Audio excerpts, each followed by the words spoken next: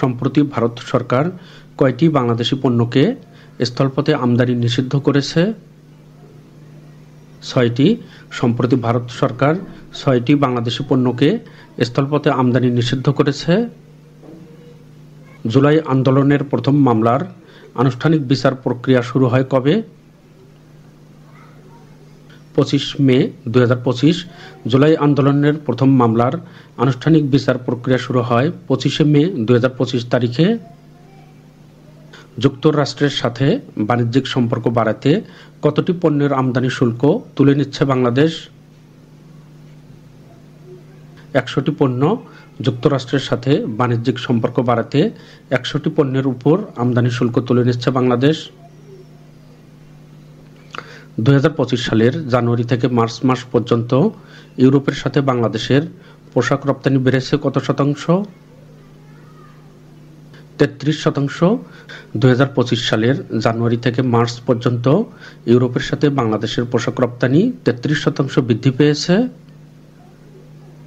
2024-25 অর্থবছরের প্রথম 10 মাসে কোন দেশ থেকে সবচেয়ে বেশি প্রবাসী আয় এসেছে? যুক্তরাষ্ট্র। 2024-25 অর্থবছরের প্রথম 10 মাসে যুক্তরাষ্ট্র থেকে সবচেয়ে বেশি প্রবাসী আয় এসেছে। এখানে কিছু প্রশ্নের গুরুত্বপূর্ণ ব্যাখ্যা দেওয়া রয়েছে, যাদের প্রয়োজন ভিডিও থামিয়ে ব্যাখ্যাটি দেখতে পারবেন। আন্তর্জাতিক জীববৈচিত্র্য দিবস কত তারিখে পালিত হয়?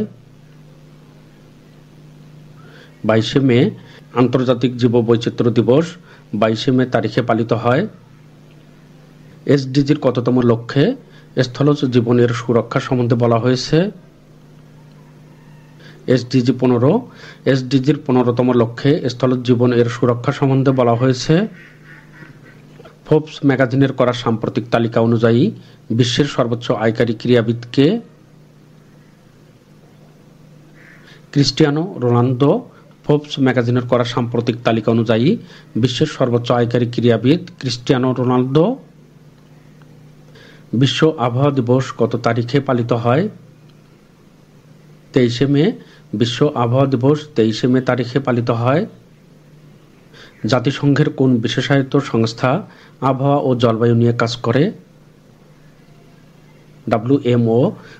জাতিসংঘের WMO বিশেষায়িত সংস্থা আবহাওয়া ও জলবায়ু নিয়ে কাজ করে।